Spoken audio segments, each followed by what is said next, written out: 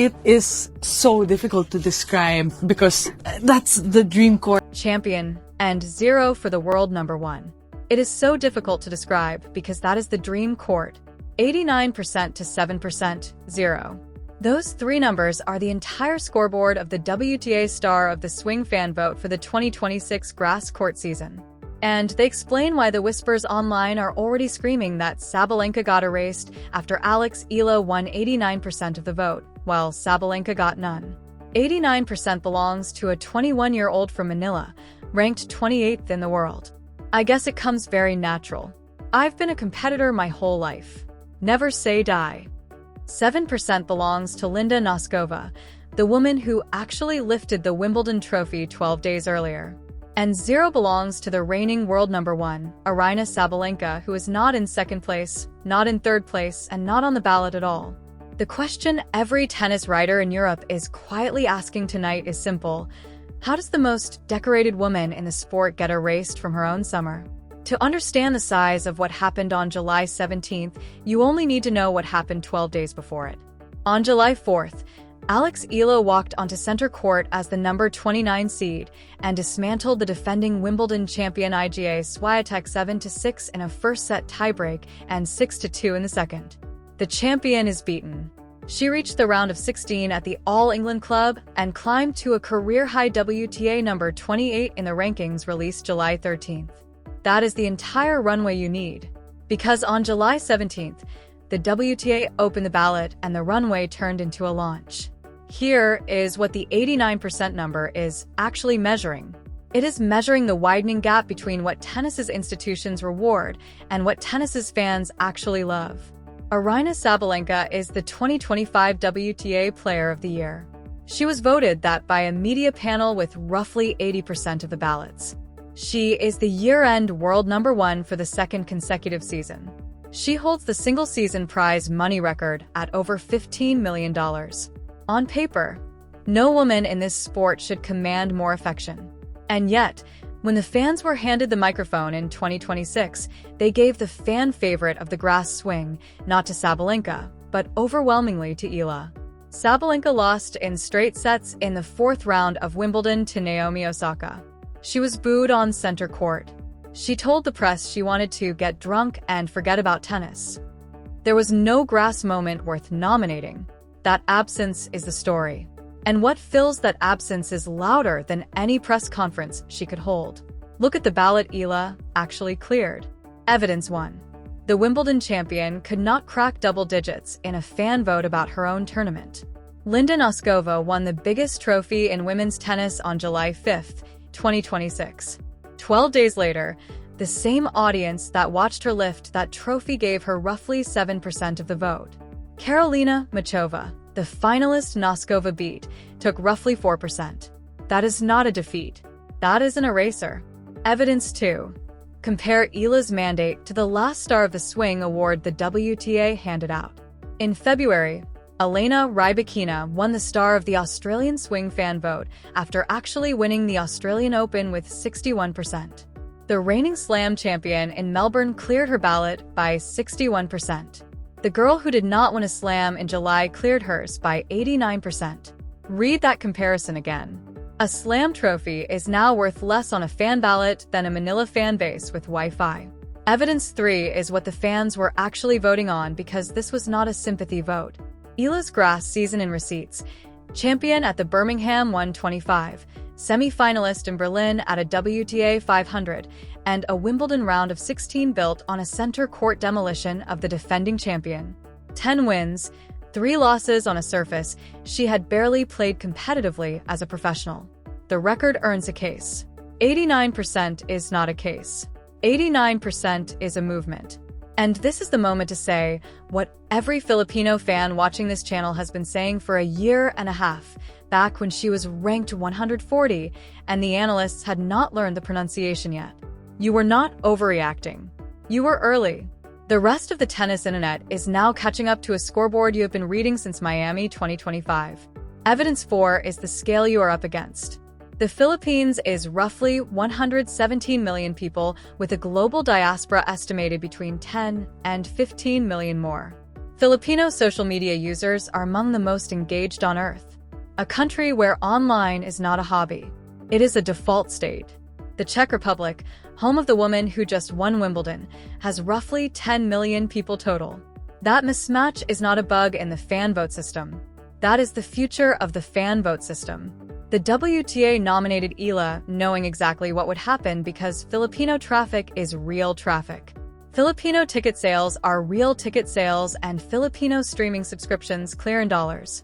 Evidence 5 is what Sabalenka has been doing while that fan base was being built. Roland Garros 2025 final comments about Coco Gauff so widely interpreted as dismissive that Sabalenka herself issued a written apology and called her own remarks completely unprofessional. Rome 2025 an expletive snapped at a heckler during a loss to Zheng Qinwen.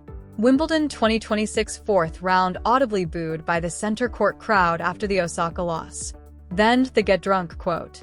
Fans did not wake up on July 17th and decide to snub the world number one.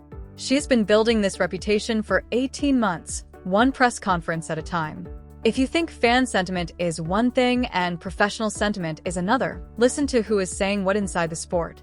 Steve Johnson is a former ADP top 25 singles player. He was the 2018 US Open men's doubles champion. He now works as a commentator with a direct line to locker rooms on both tours. Johnson has publicly said that Alex Eala is a bigger draw for women's tennis than either Coco Gauff or Aryna Sabalenka. Read that again with the credentials attached. A former tour professional working as a working analyst is on record saying the 21-year-old outside the top 25 is more valuable to the sport than the world know. 1, which means the fan vote is not the outlier. The rankings are the outlier. The 89% is the market speaking before the ranking system has caught up. Nike's product designers are watching this. So are the tournament directors at Cincinnati and Flushing Meadows. For 40 years, the economic center of gravity in women's tennis has sat in Western Europe and the United States. What the star of the swing ballot revealed on July 17th is that a country with almost zero tennis infrastructure now has more mobilized WTA fans than Belarus, Poland, and the Czech Republic put together. That is not a talking point. That is a market repricing itself in real time. The immediate runway is the North American hardcourt swing. Eala is already stateside for the US Open Series, Cincinnati in August, then the US Open in New York. Sabalenka is defending enormous points across both. If those two draws cross at any stage, the ticket demand, the streaming numbers, and the social velocity around that match will be measured in the language of the vote you just watched. And every Filipino who bought a Globe data plan to refresh a ballot at 3 in the morning becomes part of the reason it happened. That is your community. That is your fingerprint on the sport. None of this erases what happened on the second Monday at Wimbledon. Eala lost her round of 16 match to Jasmine Paolini in 3 sets. She was 3 wins from a Grand Slam final, and she could not open the door. In her comments afterward, referenced across Filipino sports desks and Wimbledon recap coverage, she made clear that the run was, in her words, only the beginning. 10 days later, instead of hiding, she was at a BPI meet and greet in Manila, taking photographs with fans who had not been able to travel to London. 2 days after that, the WTA handed her the ballot result. That is the ARC Wimbledon door closed on July 7th, Manila homecoming on July 15th, global fan-voted crown on July 17th. 10 days from setback to mandate. 89 to 7-0. A Wimbledon champion with single digits, a world number one with no ballot line, and a 21-year-old who spent the week between her slam loss and her global crown signing autographs in Manila. Aryna Sabalenka is the greatest player in the world in 2026 on the court. Alex Eala is the most loved player in the world in 2026 by the fans. And on July 17th, the WTA put its own logo underneath the scoreboard that made those two things officially, permanently different. Here is the question worth arguing about in the comments. If Sabalenka wins Cincinnati next month and Eala loses in the second round, does that change anything about what happened yesterday? Or is fan power in 2026 now permanently immune to the scoreboard? Stake your claim below.